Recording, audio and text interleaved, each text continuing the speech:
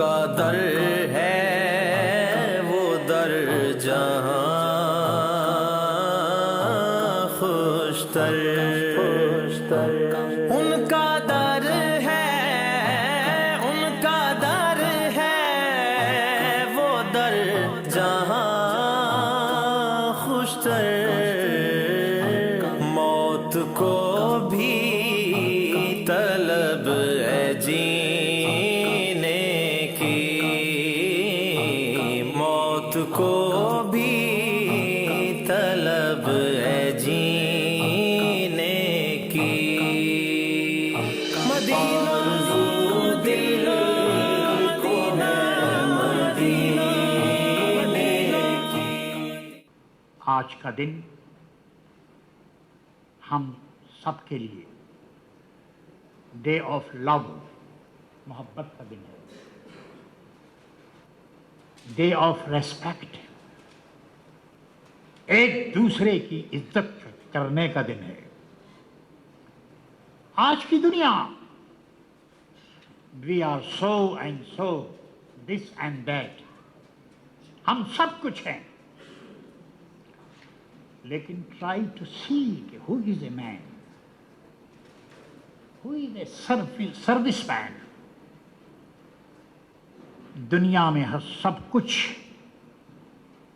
if you get everything, not so difficult, but to get a sincere person, serviceman is not so easy. کون کہتا ہے دنیا میں خوشتر کوئی میرا سہارا نہیں ہے۔ اعوذ باللہ من الشیطان الرجیم، بسم اللہ الرحمن الرحیم۔ خدا پہ ہے بھروسہ، اسی پہ ناز کرتا ہوں، الہی تیرے ہی نام سے اس بز کا آغاز کرتا ہوں۔ بلغ العلا بکمالہ، کشف الدجا بجمالہ، حسنت جمیع خصالہ، صلو علیہ وآلہ صلی اللہ تعالیٰ علیہ وسلم۔ میں مسافر ہوں سفر ہوتا رہا، میں مسافر ہوں سفر ہوتا رہا، ہر نگر میرا گزر ہوتا رہا، اور میں اندھیرے میں رہا خلوت نشیں، میں اندھیرے میں رہا خلوت نشیں، رقص مشرق بام پر ہوتا رہا۔ محتشم و محترم ناظرین، دل کی اتھاہ گہرائیوں سے انجمن پروگرام میں ہم آپ کا دل کی اتھاہ گہرائیوں سے خیر مقدم کرتے ہیں۔ آج ہم خراج عقیدت، خراج تحسین پیش کر رہے ہیں ایک ایسی ہستی کو جنہوں نے اپنے اعمال، اپنے فکر، اپنے سوچ، اپنی گفتگو، اپنی تحریر، اپنی تقریر سے نہ صرف افراد، نہ صرف لوگ، بلکہ ایک پوری قوم کو بیدار کرنے کی کامیاب کوشش کی ہے۔ ایک ایسی ہستی جن کا بڑا احسان ہم اہل ماریشس پر ہے۔ خراج عقیدت، خراج تحسین ناظرین، آج ہم پیش کر رہے ہیں مبلغ اسلام، آبرو اہل سنت، حضرت علامہ مولانا محمد ابراہیم خوشتر صدیقی قادری رضوی رحمۃ اللہ علیہ کو۔ میں آپ کو بتانا مناسب سمجھتا ہوں کہ ناظرین، مولانا خوشتر علیہ رحمہ پر الحمدللہ ثم الحمدللہ کئی پروگرام ہم نے کیے ہیں، کئی زاویے سے ہم نے، کئی پہلوؤں سے ہم نے پروگرام کیے ہیں۔ کبھی ہم نے ان کی حیات مبارکہ، ان کی زندگی، ان کی جو کنٹریبیوشنس رہی ہیں، ان کی ادبی، ان کی علم کے بارے میں۔ آج ہمارا موضوع ہے مولانا ابراہیم خوشتر علیہ رحمہ، علمی اور ادبی ورثے، یعنی ایجوکیشنل اینڈ لٹریری لیگیسی۔ آج ہم یہ دیکھنے کی کوشش کریں گے کہ حضرت قبلہ نے جو کارہائے نمایاں انجام دیے ہیں، ان کو کس طرح آگے بڑھایا جا رہا ہے۔ اور اس بہت ہی اہم موضوع پر ہمارے ساتھ تشریف رکھتے ہیں ہر دل عزیز کون مسک پاوے کے مسجد رضا کے خطیب و امام، بہترین خطیب، اپنے سینے میں علم و دانائی کا بحر بے کراں سموئے ہوئے ایک صاحب عقل بصیرت عالم، حضرت علامہ مولانا محمد غفران قادری رضوی دامت برکاتہ عالیہ۔ حضرت قبلہ السلام علیکم۔ وعلیکم السلام ورحمۃ اللہ وبرکاتہ۔ مزاج کیسا ہے؟ الحمدللہ۔ ماشاء اللہ، میں سمجھتا ہوں کہ اس موضوع پر مولانا ابراہیم خوشتر رحمۃ اللہ علیہ کے حوالے سے پہلے بھی ہم پروگرام کر چکے ہیں۔ اب جو ذہن میں آ رہا ہے وہ خوشتر رضا کے نام سے کچھ اس طرح پروگرام ہوا ہے، اور آج ہم ایک الگ زاویے سے اس کو دیکھنے کی کوشش کریں گے انشاءاللہ۔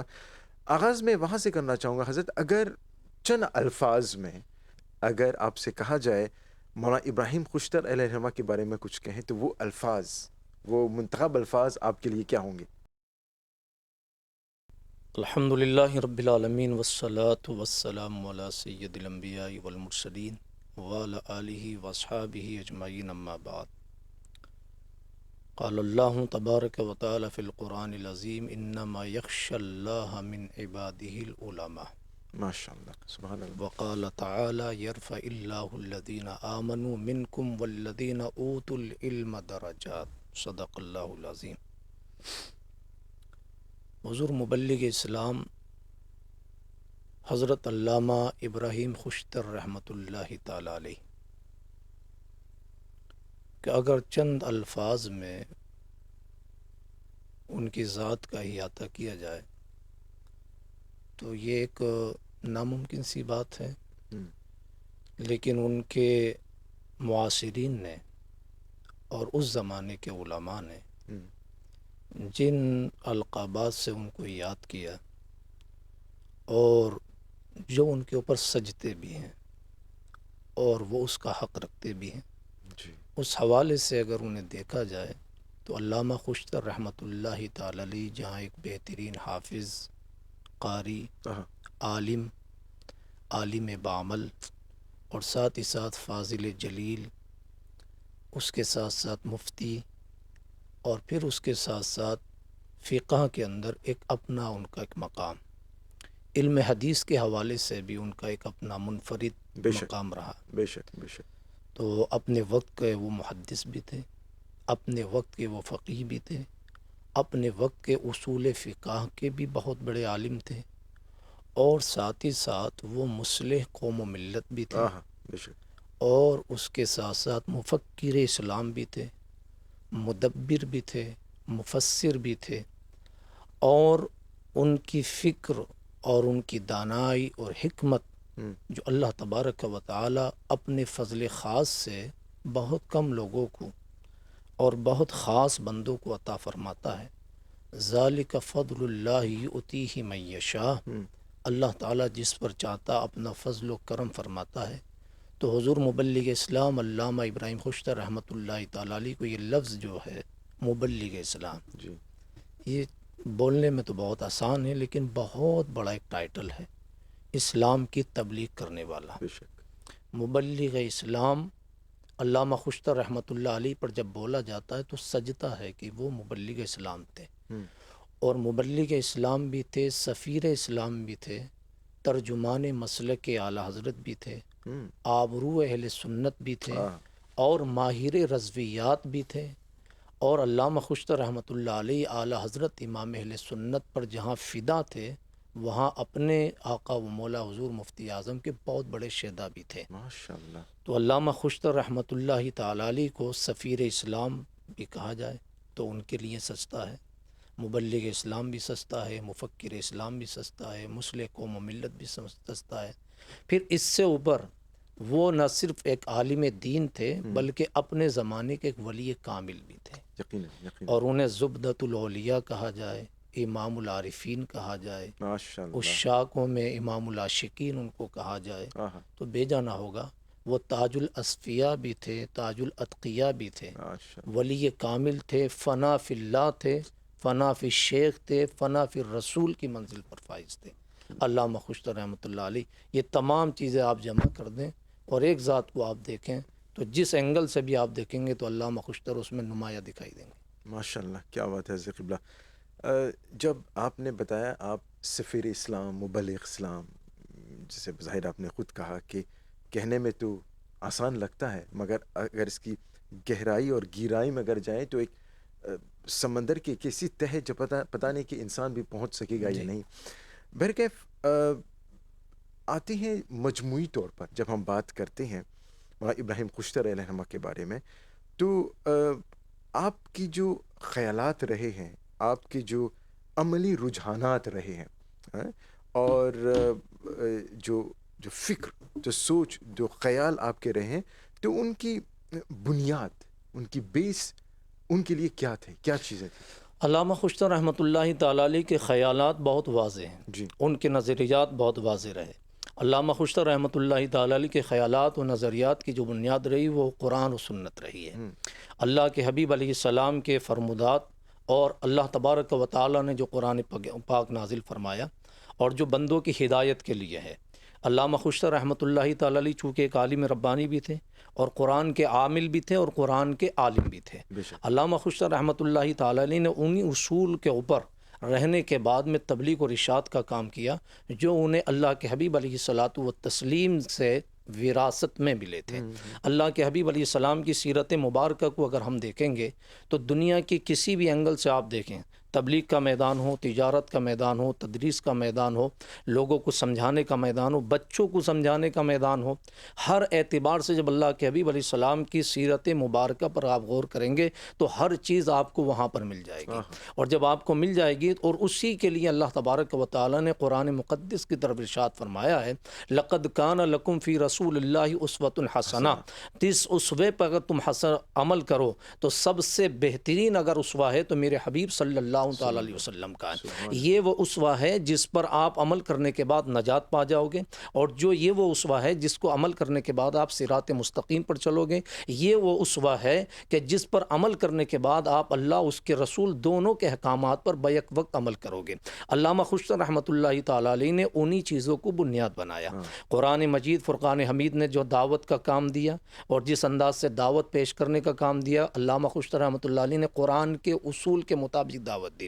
علامہ خوشتر رحمۃ اللہ علیہ نے اللہ کے حبیب علیہ السلام کے فرمان کے مطابق دعوت کا کام کیا۔ یہ تبلیغ کا کام، یہ انبیاء اکرام کا ورثہ رہا ہے، اور اللہ تبارک و تعالیٰ نے اپنے انبیاء کو بھیجا اس لیے تبلیغ کے لیے، اور وہ داعی اللہ بن کر کے دنیا میں جلوہ گر ہوئے اور انہوں نے اللہ کی طرف لوگوں کو بلانا شروع کیا۔ ہر نبی کی تاریخ میں آپ کو یہی ملے گا، جناب آدم علیہ السلام سے لے کے ہمارے آقا و مولا خاتم النبیین صلی اللہ علیہ وسلم تک یہ ہر نبی کا ترہ امتیاز رہا کہ اس نے آنے کے بعد لوگوں کو دعوت دی، صراط مستقیم کا پیغام دیا، اور اس کا اصول وہی رہا جو اللہ تبارک و تعالیٰ نے اس کو یا تو تختیوں کے ذریعے عطا فرمایا یا کتاب کی شکل میں عطا فرمایا، جو اللہ کی طرف سے اس کو وحی آئی، اس وحی کی روشنی میں اور اسی اصول کی بنیاد پر اس نے دعوت کا کام کیا۔ اللہ کے محبوب صلی اللہ علیہ وسلم نے بھی قرآن کے اصول کے مطابق دعوت دی، وحی کے مطابق اللہ کے حبیب علیہ السلام نے دعوت دی، اور دعوت دینے کے بعد پھر اللہ کے حبیب علیہ السلام نے آگے اپنی امت کے لیے اور اپنی امت کے مبلغین کے لیے اللہ کے حبیب علیہ السلام نے یہ روٹ ماپ تیار کیا کہ آپ کو اس راستے پر دعوت دینا۔ یہ تبلیغ کا کام بہت آسان کام نہیں ہے، بہت مشکل ترین کام ہے۔ ہم انبیاء اکرام کی تاریخ کو دیکھیں تو وہاں دو چیزیں ہم کو نظر آتی ہیں تبلیغ کے انداز میں۔ ایک تو ان کا خطاب ہم کو نظر آتا ہے انبیاء اکرام کی تاریخ میں کہ انہوں نے اپنی تقریر کے ذریعے، اپنے بیان کے ذریعے سے اور اپنے خطاب کے ذریعے سے لوگوں کو دعوت دی اور ان تک پیغام الہی کو پہنچایا، اور سیدھے پیغام کو ان تک جو ہے اللہ کے نبیوں نے جو ہے ان کے دلوں میں ڈالنے کی کوشش کی۔ دوسرا ہم دیکھتے ہیں کہ کتاب کے ذریعے اپنے پریکٹیکل جو انہوں نے زندگی گزاری، سیرت مبارکہ جس کو ہم کہتے ہیں لائف جو گزاری، اس کے ذریعے انہوں نے پیغام دیا۔ لیکن اس میں سب سے نمایاں جو نظر آتا ہے وہ ہم کو خطاب نظر آتا ہے۔ خطاب کے حوالے سے ایک مبلغ کے لیے جو ضرورتیں ہونا چاہیے، ایک مبلغ کے لیے کتنی کوالٹیز ہونا چاہیے، ایک مبلغ کے اندر کتنی صلاحیتیں ہونا چاہیے، ایک مبلغ کتنے علوم میں ماہر ہونا چاہیے، تب وہ تبلیغی میدان میں آ سکتا ہے۔ ہمہ شمہ کا کام نہیں ہے کہ کوئی بھی آئے تبلیغ شروع کر دے۔ آج کل کا جیسے دور ہے کہ جس آدمی نے نہ اس کو علم سے وابستگی ہے، نہ اس کو اصول دین سے وابستگی ہے، صحیح معنی میں تو اسے اصول دین کے اصول نماز سے واقف نہیں ہے، اور وہ آج سوشل میڈیا کے پلیٹ فارم پہ بیٹھنے کے بعد باضابطہ طور سے علاماؤں سے بڑی تبلیغ کرتا ہے۔ تو اصول تبلیغ کے لیے بحیثیت مبلغ کے لیے کتنے اصول کا ہونا ضروری ہے، تو اس کے لیے کم سے کم نحو کا ہونا ضروری ہے، علم صرف میں ماہر ہونا ضروری ہے، علم منطق میں ماہر ہونا ضروری ہے، علم فلسفہ میں اس کو تو جو ہے ماہر ہونا ضروری ہے۔ اس کے علاوہ علم بلاغت ہے، علم فصاحت ہے، علم معانی ہے، علم بدیع ہے، علم جرح و تعدیل ہے، علم حدیث ہے، علم اصول حدیث ہے، علم فقہ ہے، علم اصول فقہ، علم تفسیر، علم اصول تفسیر، علم جبرہ، یہ تمام علوم ہیں جس کے پاس اس کو مہار مہارت ہونے کے بعد جب وہ اس میں مہارت تامہ رکھے تب وہ کہیں نہ کہیں خطاب کے قابل ہوتا ہے اور تبلیغ کے لائق ہوتا ہے، اس آدمی کو مبلغ کہا جاتا ہے۔ اچھا، اب اس کے اندر یہ علوم کے ساتھ ساتھ جو اس کا کردار ہے، جو اس کی فزیکل اس کے اندر جو صلاحیتیں ہیں، اس کے اندر کیا ہونا چاہیے؟ اس کے اندر غصہ نہیں ہونا چاہیے۔ ان علوم میں مہارت کے ساتھ ساتھ اس کا احسن انداز ہونا چاہیے، کسی کو ڈانٹ ڈپٹ نہیں ہونا چاہیے۔ قرآن مجید فرقان حمید نے جو دعوت کا پیغام دیا، قرآن نے فرمایا ادعو الی سبیل ربک بالحکمت والموعظۃ الحسنہ وجادلہم باللتی ہی احسن۔ اللہ تعالیٰ فرماتا ادعو، اللہ کے راستے میں تم دعوت دو، بلاؤ۔ کیسے بلاؤ گے؟ بہت احسن طریقے سے تم کو بلانا ہے، تم کو ان کو ڈانٹنا نہیں ہے، تم کو جھڑکنا نہیں ہے۔ ایون تو جب آدمی تبلیغ کے راستے میں نکلتا ہے تو بہت سارے ایسے چیلنجز کا سامنا کرنا ہوتا ہے کہ آدمی کو بظاہر لگتا ہے کہ اس کو غصہ آنا چاہیے، لیکن مبلغ کی کوالٹی یہ ہے کہ غصہ آنے کے وقت بھی اسے غصہ نہ آئے تاکہ وہ اس انداز سے اپنی بات کو پہنچائے۔ صحیح بات کر رہا ہے اور سامنے والے اس کے جو سامعین ہیں وہ غلط جواب دے رہے ہیں یا اس کے اثرات غلط مرتب ہو رہے ہیں اور اس کے بعد میں اس کی پیٹھ پیچھے اس کی جو ہے پگڑیاں اچھالی جا رہی ہیں تو اس کی وہ پرواہ نہ کریں۔ مبلغ کے اندر یہ کوالٹی ہونا چاہیے کہ زمانہ کچھ بھی کہے لیکن وہ اللہ اس کے رسول کے اصول کے مطابق تبلیغ کا کام کرتا رہے۔ یہ بہت مشکل کام ہوتا ہے کہ جہاں ایک آدمی محنت کرے اور اس کے باوجود پھر اس کو سامنے سے جو اس کا ریئیکشن ہے وہ غلط انداز میں ملے، تو یہ کہاں سے ملتا ہے؟ یہ ہم کو قرآن کریم سے ملتا ہے اور یہ طریقہ ہم کو اللہ کے حبیب علیہ السلام کے اسوہ حسنہ سے ملتا ہے۔ ان تمام علوم کے جامع تھے علامہ ابراہیم خوشتر رحمۃ اللہ تعالی علیہ، جن کا میں نے تذکرہ کیا، اور اس سے بڑھ کر علوم و فنون کے وہ ماہر تھے، اور اس کے ساتھ ساتھ یہ چیزیں ان کے اندر بدرجہ عتم تھیں کہ وہ اپنے لوگوں میں جب تبلیغ فرماتے تھے تو خطاب کے وقت وہ مسکراتے، ان کے چہرے پر ایک نور جھلکتا تھا، اور اس کو وہ جب تک اپنے لوگوں کو سامعین کو نہیں چھوڑتے جب تک وہ مطمئن نہ ہو جاتے کہ میری بات ان کے دل و دماغ میں اتر گئی ہے۔ لوگ اس کے بعد ان کی بہت ساری ہجو بھی کرنے والے ہر دور میں رہے، لیکن اس کی انہوں نے کبھی پرواہ نہیں کی۔ 10 لوگ ہوئے تب بھی انہوں نے اسی انداز میں خطاب کیا، 10,000 ہوئے تب بھی اسی انداز میں خطاب کیا، چونکہ ان کا جو انٹینشن تھا وہ لوگوں کو نہیں، جس کے لیے سنانا تھا وہ ذات گرامی 10 میں بھی سنتی ہے اور 10,000 لوگوں میں بھی سنتی ہے۔ اسی لیے انہوں نے اپنا تبلیغ کا انداز یہ رکھا، اور اس تبلیغ کا نتیجہ یہ ہوا کہ آج موریشس کے اندر جو آپ سنیت پھلتی پھولتی مسکراتی ہوئی مہکتی ہوئی چہکتی ہوئی ہر طرف دیکھتے ہیں، اس میں کہیں نہ کہیں مبلغ اسلام علامہ ابراہیم خوشتر رحمۃ اللہ علیہ کا خون بھی شامل ہے، پسینہ بھی شامل ہے، علم بھی شامل ہے، اور ان کی محنت شاقہ محنت کاملہ بھی شامل ہے، اور ان کی پوری زندگی اس میں شامل ہے، جو آج اس خطے میں آپ سنیت کو ہرا بھرا دیکھ رہے ہیں۔ اس کی پاسبانی کرنے والے اور اس باغ کو سینچنے والی ذات علامہ ابراہیم خوشتر رحمۃ اللہ علیہ کی ہے، جنہیں ہم مبلغ اسلام سفیر اسلام کے نام سے جانتے ہیں۔ ماشاءاللہ سبحان اللہ۔ حضرت قبلہ جو خاکہ آپ نے بھی پیش کیا تو ایسا لگتا ہے کہ بہت آسانی کے ساتھ حضرت قبلہ نے یہ تمام کام کیے ہوں گے اپنے زمانے میں، مگر حقیقت اس کے برعکس ہے۔ جب آپ ان کی حیات مبارکہ جب پڑھتے ہیں تو پتہ چلتا ہے کہ آپ نے بہت ساری مشکلات کا سامنا کیا، ایسی چنوتیوں کا سامنا کیا کہ اگر کوئی اور ہوتا تو شاید وہ کہتے ہیں ہتھیار ڈال دیتے، ایک طرح سے جسے کہ ہم کہتے ہیں، مگر قدم قدم پر آپ نے ان کا سامنا کیا، اور جیسے کہ آپ نے کہا ایک دائرے میں رہ کر ان کا سامنا کیا۔ ذرا ان مشکلات کا احاطہ کرنا چاہیں گے؟ علامہ خوشتر رحمۃ اللہ تعالی علیہ، یقیناً کوئی بھی شخصیت ہو تو کبھی کبھی کسی کے لیے زیادہ چیلنجز کا سامنا ہوتا ہے، کسی کے لیے کم چیلنجز کا سامنا ہوتا ہے۔ علامہ خوشتر رحمۃ اللہ تعالی علیہ کی زندگی کو اگر ہم دیکھیں تو ایک مجاہدانہ کردار ان کے اندر نظر آتا ہے۔ صحیح ہے، تو وہ مجاہد اہل سنت تھے، جی بالکل، اور ایک غازی جیسی ان کی زندگی ہے، بلکہ انہیں غازی اسلام کہا جائے۔ علامہ خوشتر رحمۃ اللہ علیہ کے دور میں، اور انہوں نے جب تبلیغ کا کام شروع کیا، اور اسپیشلی انہوں نے جب مسلک اعلیٰ حضرت کا بیڑا اٹھایا، تو ظاہر بات ہے وہ اپنے بھی خفا ہوئے اور بیگانے بھی خفا ہوئے، اور چاروں طرف سے یہ الغار ہوئی کہ یہ کیا کر رہے ہیں۔ تو ایسے وقت میں ان تمام چیلنجز کا انہوں نے سامنا کیا، اور سامنا انہوں نے پیٹھ دکھا کر نہیں بلکہ سینہ دکھا کر سامنا کیا، اور دلائل کی زبان میں سامنا کیا، علم کی بولی میں سامنا کیا۔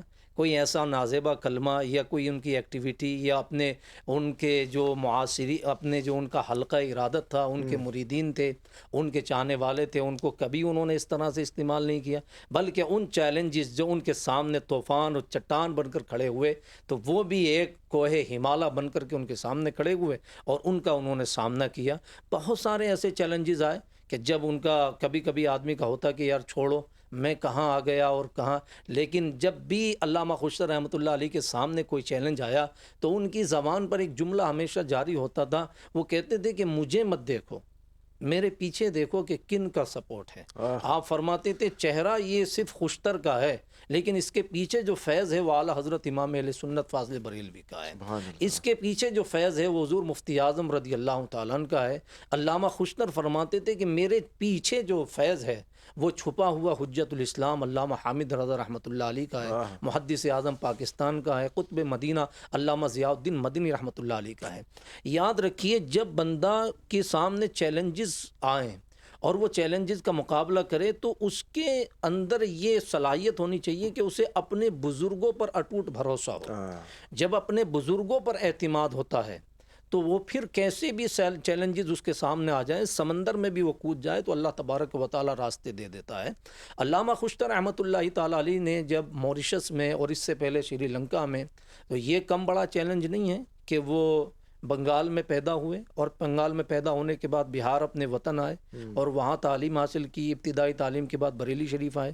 پھر وہ دور بھی آیا کہ جب بٹوارہ ہوا اور تقسیم ہونے کے بعد پاکستان بنا تو اپنا تمام کچھ چھوڑنے کے بعد پاکستان چلے گئے اپنے استاد کی بارگاہ میں۔ یہ کم بڑا چیلنج ہے۔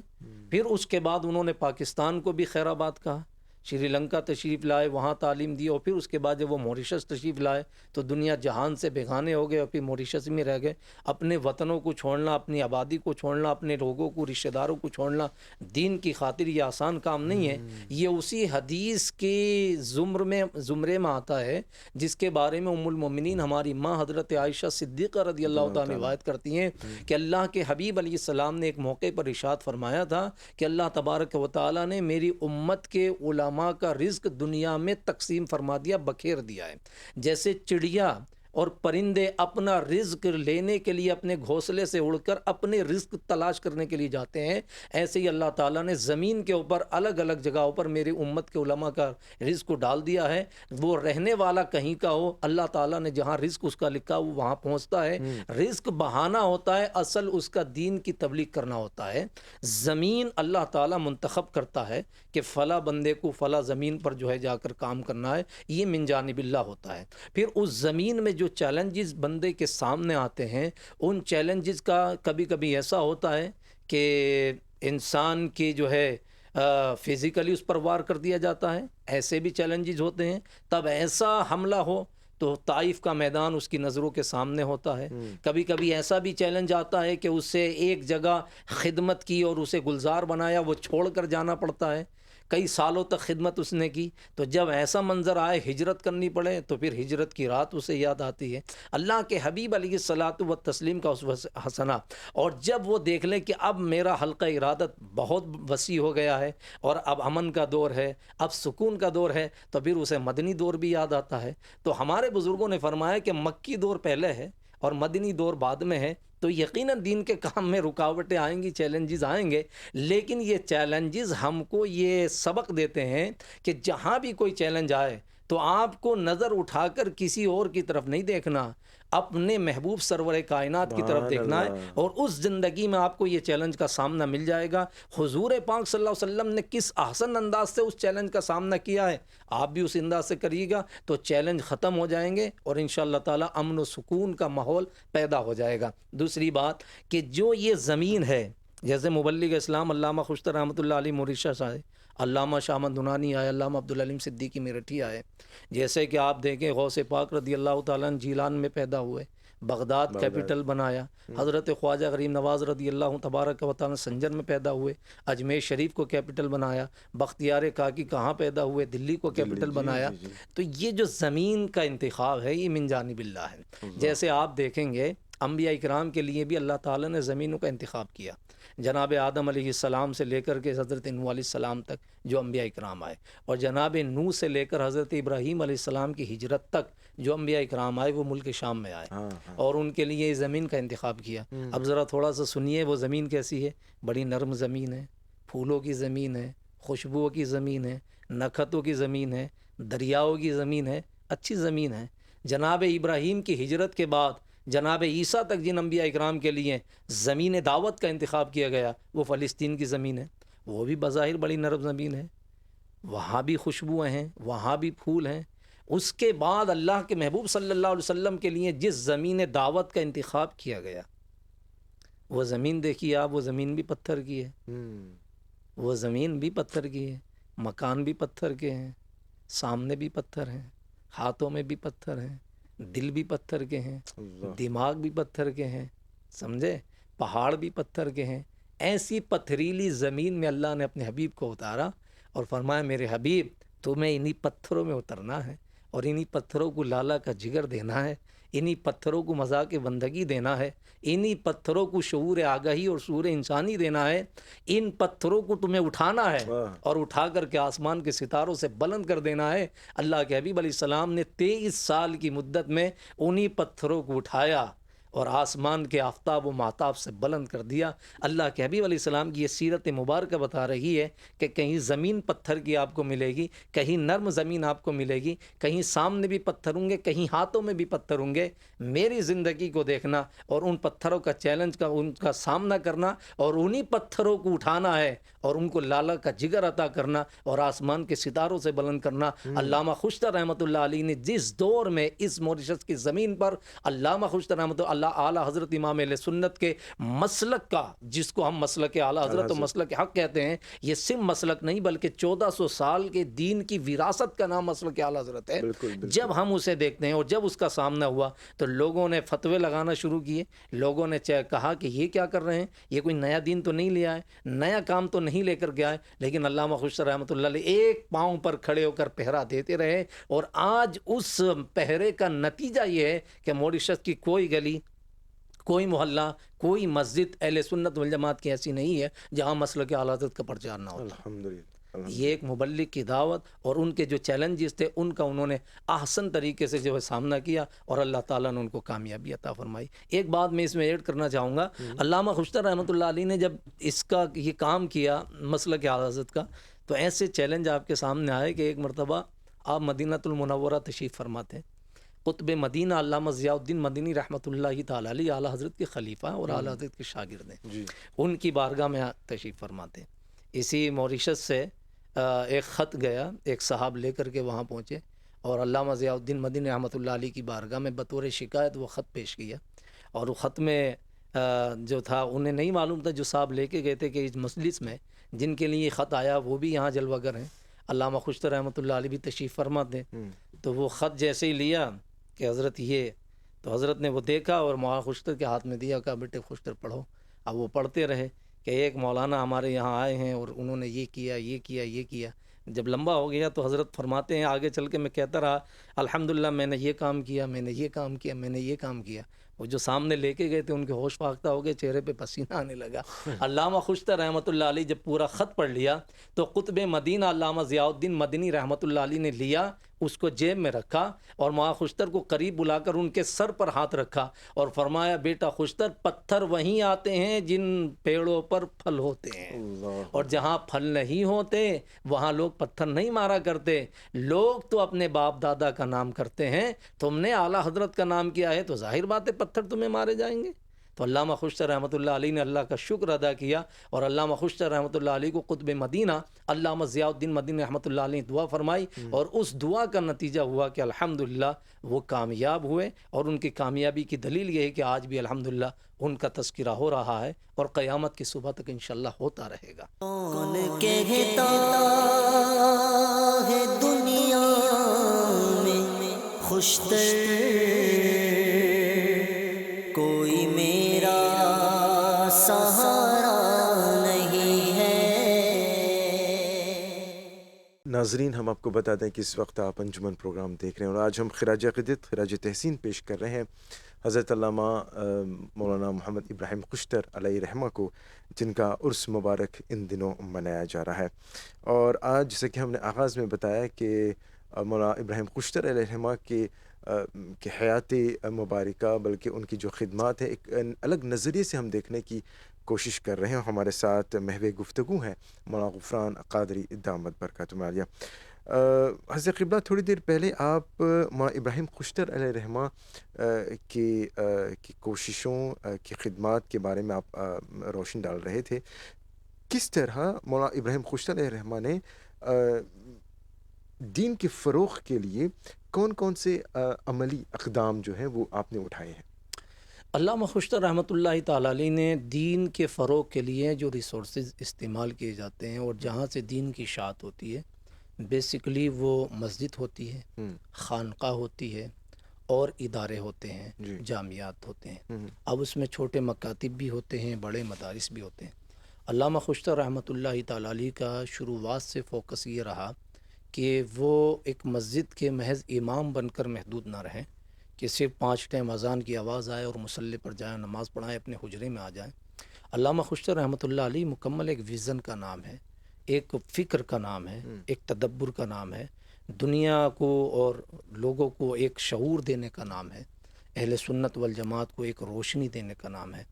علامہ خشتر رحمۃ اللہ علیہ نے جب فراغت کے بعد آپ تشریف لے گئے پاکستان میں، ادھر ساہیوال کی طرف، گوجر خاں کی طرف، ادھر آپ نے تدریس کا آغاز کیا۔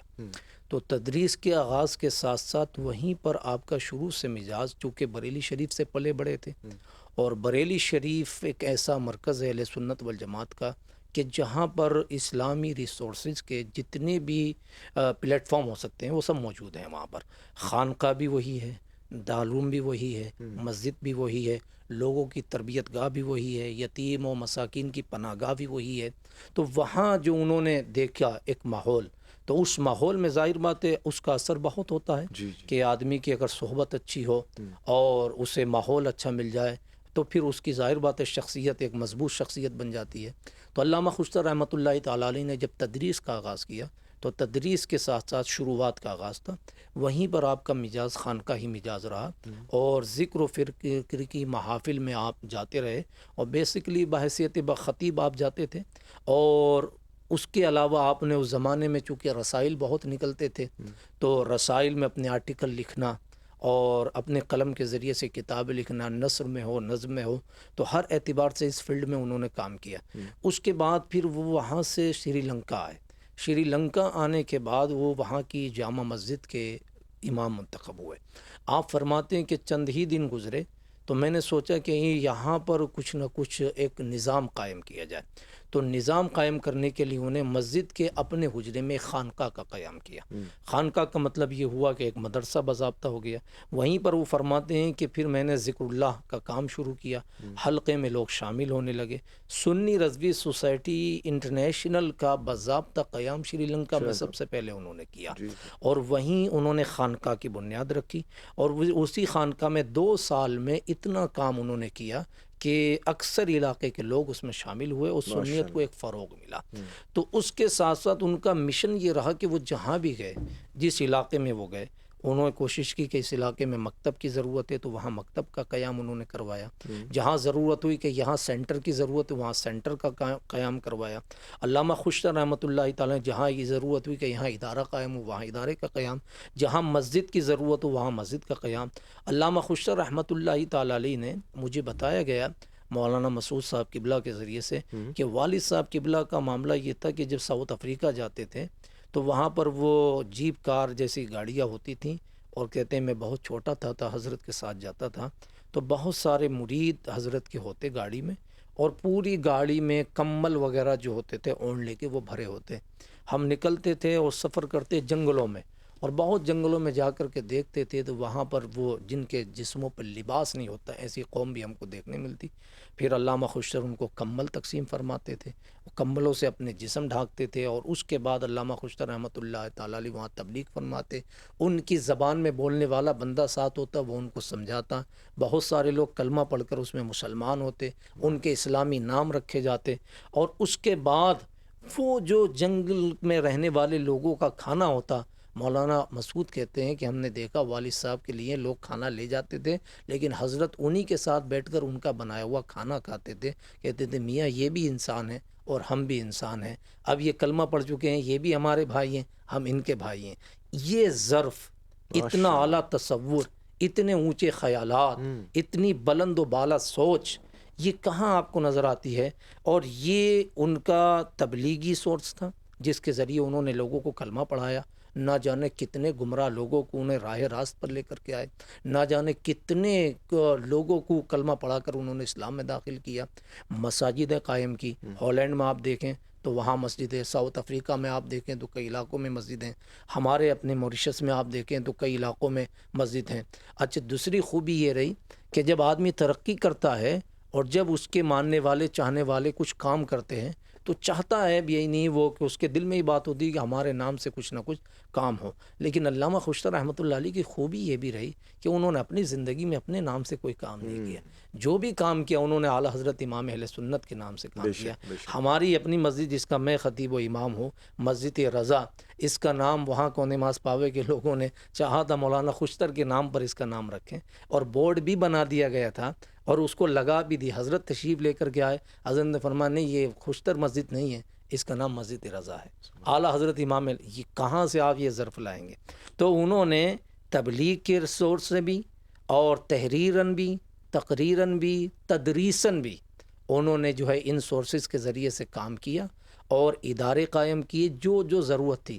ان کا تو مشن یہ تھا, وہ چاہتے یہ تھے کہ آپ کی اپنی مارکیٹ ہو, آپ کے اپنے ہاسپٹل ہوں, جہاں آپ کی اپنی بچیوں کی بالخصوص ڈیلیوری کا وقت آتا ہے تو وہ آپ کی اپنی ڈاکٹر ہونا چاہیے. یہ ان کا مشن تھا. آپ کی اپنی ایمبولینس ہونا چاہیے, آپ کی اپنی فینل سروس ہونا چاہیے. یہ تمام چیزیں آپ کی اپنی ہوں تاکہ آپ ایک مقام حاصل کر سکیں اور بحیثیت مسلمان اور بحیثیت مصطفیٰ کے امتی آپ ایک بہترین انسان بن کر دنیا کو پیش کر سکیں.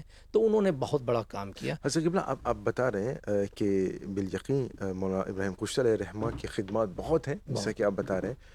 آج سوال یہ ہے کہ ان کی وفات کے تقریباً 20-25 سال ہو رہے ہیں, تو آج سوال یہ ہے کہ ان کا یہ جو مشن ہے, جو مشن کی بات آپ کر رہے ہیں, انہوں نے جو خدمات انجام دی ہے, وہ کس طرح جو وراثت ہمیں ملی ہے اس ورثے کو کس طرح ہم جائے رکھ رہے ہیں, کیا کیا جا رہا ہے؟ علامہ خوشتر رحمۃ اللہ تعالی علیہ نے جو علمی اور ادبی خدمات روحانی طور پر جو انجام دی, تو ظاہر بات ہے وہ اپنے دور میں انہوں نے بہت خوبی کے ساتھ اور بہت وسیع اس کا دائرہ رہا. بالکل. لیکن آپ کے وصال کو آج تقریباً اس سال 24 سال ہو جائیں گے, اور یہ 24 میں آپ کا سالانہ عرس پاک ہوگا. تو جس رفتار کے ساتھ آپ نے جو وراثت چھوڑی تھی اس پر جو کام ہونا چاہیے تھا, تو سمجھیے کہ اس رفتار سے نہیں ہوا, لیکن ہو رہا ہے الحمدللہ. اور آپ نے اپنے باقیات الصالحات میں 3 بیٹے فرزند چھوڑے. بڑے بیٹے حضرت مولانا مسعود صاحب جو صاحب سجادہ ہیں آستانے کے, اور چھوٹے صاحبزادے جو مجلے ہیں خلیفہ وزارت شریعہ الحاج محمد میاں صاحب قبلہ, اور ان کے چھوٹے بھائی ہیں احمد خوشتر صاحب, اور 3 صاحبزادیاں آپ کی ہیں. تو اس کے بعد یہ جو آپ کے صاحبزادگان رہے اور آپ کے خاص کر کے متوسلین جو رہے, آپ کے مریدین, سنی رضوی سوسائٹی کے لوگ ہوں پورٹلیس میں, وہ تمام جو آپ کے حلقہ بگوش رہے, آپ کی تربیت یافتہ رہے, آپ کے شاگرد بھی رہے, اور ان کی خاص محبتیں یہ رہیں کہ علامہ خوشتر رحمۃ اللہ تعالی علیہ کی ایک خوبی یہ تھی کہ جو بھی ان سے ملتا تھا وہ یہ سمجھتا تھا کہ سب سے زیادہ حضرت ہم ہی سے محبت کرتے. اللہ اکبر. جی. پھر وہ دوسرا بھی ملتا, ان کے اخلاق حسنہ کا عالم یہ تھا.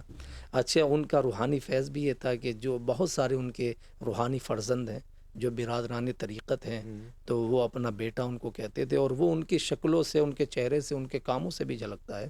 تو ان لوگوں نے اس وراثت کو آگے بڑھایا اور ان کے علمی کام کو حلقہ جیسے ان کا ہوتا تھا ذکر اللہ کا جو چھوڑا آج بھی وہ جاری و ساری ہے. جو پروگرامات انہوں نے چھوڑے تھے عرس اعلیٰ حضرت کا وہ بھی جاری و ساری ہے الحمدللہ. عید میلاد النبی صلی اللہ علیہ وسلم کا جلوس کی بنیاد انہوں نے رکھی وہ بھی آج جاری ہے, چاہے وہ نیچے سنی رضوی کا ہو عیدگاہ میں ہو. اور علامہ خوشتر رحمۃ اللہ علیہ نے فرمایا تھا کہ آج ایک جلوس ہے, ایک دن وہ آئے گا کہ موریشس کی ہر جگہ ہوگا. تو آج وہ نظر آ رہا ہے کہ ایک ولی کامل کی زبان سے جو بات نکلی اللہ تعالیٰ نے اس کو پورا فرما دیا. دوسرا پھر ان کی خانقاہ شریف میں ہفتہ واری جو پروگرام جاری رہتا ہے جمعرات کو وہ ہو رہا ہے.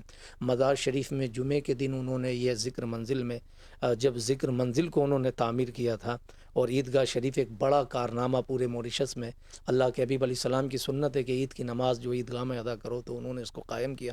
یہ صدقہ جاریہ ہے, اور جن لوگوں نے بھی اس میں دام درم قدم سخن حصہ لیا ان کے لیے بھی یہ صدقہ جاریہ ہے.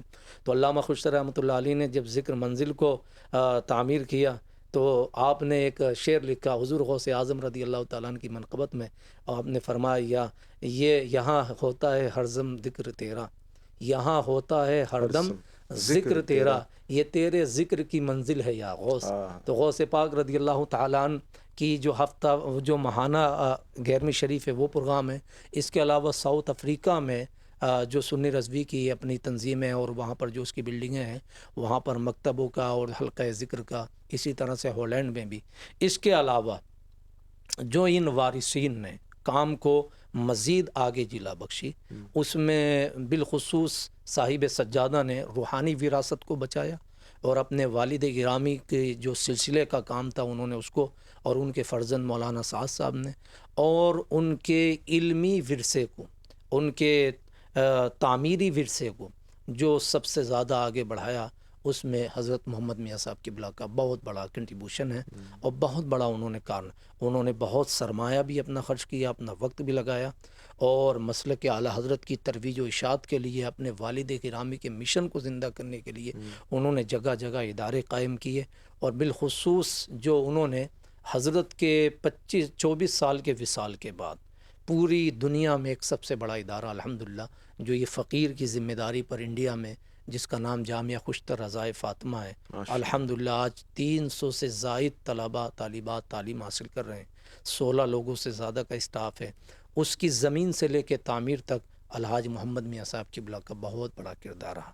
حضرت کے داماد الطاف بھائی رحمۃ اللہ, ان کا بھی بہت بڑا اس میں کردار رہا, اور بھی فیملی کے لوگوں کا کردار رہا, لیکن سب سے بڑا کردار محمد میاں صاحب قبلہ کا رہا. اتنا بڑا ادارہ مختصر سے وقت میں قائم کرا دینا, زمین سے لے کر کے تعمیر تک, آج 3 منزلہ اس کی بلڈنگ ہے, اور الحمدللہ بہت خوبصورت آج اس کی بلڈنگ ہے. اور اتنے بچے وہاں سے تعلیم حاصل کر رہے ہیں, بچے حافظ قرآن بھی ہو رہے ہیں, قاری قرآن بھی ہو رہے ہیں, اور الحمدللہ ابتدا سے لے کے فضیلت تک کی تعلیم کا اہتمام ہے. علامہ خوشتر رحمۃ اللہ علیہ کی سوانح حیات پر الحمدللہ فقیر کی کتاب بھی, اور اس کے علاوہ اور کتابیں بھی. پھر ہمارے ایک استاد ہیں علامہ قاری عبدالرحمن صاحب, انہوں نے بہت کام علامہ خوشتر رحمۃ اللہ علیہ کے حوالے سے تحریر کے اعتبار سے کیا. جو علماء نے ان کے تاثرات پیش کیے اس سب کو انہوں نے اپنا سرمایہ خرچ کر کے آگے بڑھایا. اور پھر علامہ خوشتر رحمۃ اللہ علیہ نے جو تقریر کا اور تدریس کا اور نعتیہ مشن چھوڑا تھا, اس کو بھی محمد میاں صاحب قبلہ نے پاکستان سے, انڈیا سے, دنیا بھر سے علماء کو, مشائخ کو, ثنا خانوں کو بلا کر کے نعت خوانی کے سلسلے کو جاری رکھا, اور اپنے والد گرامی کی وراثت کو آگے بڑھایا. الحمدللہ یہ سلسلہ جاری و ساری ہے. دعا کریں کہ اللہ تعالیٰ اس کو اور مزید ترقی دے. انشاءاللہ دعا ہے کہ جب صدق دل سے کچھ ہو تو انشاءاللہ اللہ تعالیٰ راستہ ہموار کرتا ہے. حضرت قبلہ, آخر میں چاہتا ہوں کہ ہمارے ناظرین اس مبارک موقع پر, عرس خوشتر علیہ رحمہ کے مبارک موقع پر, آپ ہمارے سامعین کو, ناظرین کو کیا پیغام دینا چاہیں گے؟ میں سب سے یہی عرض کرنا چاہوں گا, جتنے بھی انجمن پروگرام دیکھنے والے ناظرین ہیں الحمدللہ, کہ سب سے پہلے تو میں آپ کا شکریہ ادا کروں گا کہ آپ ہر سال چونکہ علامہ خوشتر رحمۃ اللہ علیہ کے حوالے سے پروگرام کرتے ہیں, اور بھی شخصیات کے, یہ ہمارا حق ہے کہ ہم اپنی شخصیات کے حوالے سے کرتے رہیں. علامہ خوشتر رحمۃ اللہ علیہ یہی پیغام دے کے گئے, متاع آخرت میرا یہی ہے, شہ بغداد کہوں میں بھکاری, رہی دھن مسلک احمد رضا کی, اسی میں زندگی ساری گزاری. لوگوں کو چاہیے کہ بزرگوں کے آراس سے وہ کچھ حاصل کریں. آراس میں جانے کا, عرسوں میں جانے کا مطلب یہ نہیں ہوتا کہ آپ صرف وہاں چلے گئے اور شریک ہو گئے, وہاں سے آپ کچھ لے کر کے بھی آئیں, اور روحانی فیض لے کر کے آئیں, اپنی زندگیوں میں بدلاؤ پیدا کریں, نمازوں کی پابندی رکھیں, قرآن پاک کی تلاوت کریں. آپ یہ دیکھیں کہ جس عبادت و ریاضت و مجاہدات کے ذریعے آج صاحب عرس یہاں تک پہنچے، تو ان کا فیض کچھ ہمیں بھی ملے، تو ہم بھی اس کو جو ہے اپنی زندگیوں میں بدلاؤ پیدا کریں. اور آپ اپنے گھروں سے عرس کی تیاری کریں گے، اور ماشاءاللہ سے آپ اپنے گھروں میں بھی فاتحہ خوانی کا اہتمام کریں، قرآن پاک کی تلاوت کریں، زیادہ سے زیادہ آپ سورہ یاسین شریف پڑھیں، کلمہ شریف پڑھیں، درود شریف پڑھیں آپ، اور آپ اس مشن پر رہنے کا عہد کریں جو مشن علامہ خوشتر رحمۃ اللہ علیہ چھوڑ کے گئے، اور اسی کو آپ مزید آگے بڑھاتے رہیے. اللہ تعالیٰ آپ سب کو زندگی عطا فرمائے اور بہترین آپ کو جزائے خیر عطا فرمائے. ہم سنی ہیں، سنی رہیں، اور سنی ہی انشاءاللہ تعالیٰ مریں گے، اور قیامت کے دن اللہ تعالیٰ ہم سب کو سنیوں کے گروہ میں شامل فرما دے. آمین ثم آمین یا رب العالمین. حضرت قبلہ بہت بہت شکریہ. میں جانتا ہوں کہ ہمیشہ جو ہے جب اس طرح کے جب موضوع ہوتے ہیں تو بہت وقت درکار ہوتا ہے. بہرکیف ایک طرح سے سمندر کو کوزے میں بند کرنے کی آپ نے کوشش کی. بس اللہ تبارک و تعالیٰ ہمارے ناظرین کو سمجھنے کی توفیق رفیق عطا فرمائے. ایک بار پھر آپ کا شکریہ اور اس سے خوشتر مبارک ہو آپ کو. بھی مبارک. حضرت قبلہ انشاءاللہ اگر زندگی باقی رہی تو کسی اور موضوع کے ساتھ حاضر خدمت ہوں گے. السلام علیکم ورحمۃ اللہ وعلیکم وبرکاتہ. السلام ورحمۃ اللہ وبرکاتہ. تو ناظرین، مولانا ابراہیم خوشتر علیہ الرحمہ کے مبارک موقع پر یہ خاص پروگرام یہاں پر اختتام کو پہنچا. ہم اپنے مہمان گرام قد مولانا غفران قادری رضوی دامت برکاتہم علیہ کا بھی شکریہ ادا کرنا چاہیں گے کہ ہمیشہ آپ لبیک کہتے ہیں. جو بھی موضوع ہوتا ہے، جب بھی ہم آپ کو بلاتے ہیں، فون کرتے ہیں، آپ کی واعظ و نصیحت کی جب ضرورت ہوتی ہے تو آپ ہمیشہ حاضر ہوتے ہیں. بس دعا ہے کہ اللہ رب العزت اس عرس پاک کے صدقے میں آپ کی عمر میں، آپ کے علم میں برکتیں عطا فرمائے. تو ایک بار پھر آپ کی توجہ کے لیے شکریہ. اس قطعہ کے ساتھ ہم آپ سے رخصت کی اجازت چاہیں گے کہ یہ قطعہ گویا کہ ابراہیم خوشتر علیہ رحمہ کی زندگی کا ایک احاطہ پیش کرتا ہے کہ میری یہی کائنات، میرا قلم اور دوات، میرا مسلح مقام، میری ابراہیم ذات. آپ تمام لوگوں کی توجہ کے لیے شکریہ. اگلی ملاقات تک انور کو اجازت. السلام علیکم ورحمۃ اللہ وبرکاتہ. ہمارے ہادی ہمارے راہبر ہے حضرت ابراہیم خوشتر. ہمارے ہادی ہمارے راہبر ہے حضرت ابراہیم خوشتر. ہمارے ہادی ہمارے راہبر ہے حضرت ابراہیم خوشتر. حضرت ابراہیم خوشتر. دلوں کی نگری کے بھی سکندر ہے حضرت ابراہیم خوشتر. دلوں کی نگری کے بھی سکندر ہے حضرت ابراہیم خوشتر. ہمارے دل کا قرار بھی ہے، ہمارا سب کا وقار بھی ہے. طبیب دل کے ہمارے دل بر ہے حضرت ابراہیم خوشتر. عقیدے ان کے بڑے سہانے، وہ اعلیٰ حضرت کے ہیں دیوانے. نبی کے یاروں کے سچے نوکر ہے حضرت ابراہیم خوشتر. عقیدے ان کے بڑے سہانے، وہ اعلیٰ حضرت کے ہیں دیوانے. وہ اعلیٰ حضرت کے ہیں دیوانے. نبی کے یاروں کے سچے نوکر ہے حضرت ابراہیم خوشتر.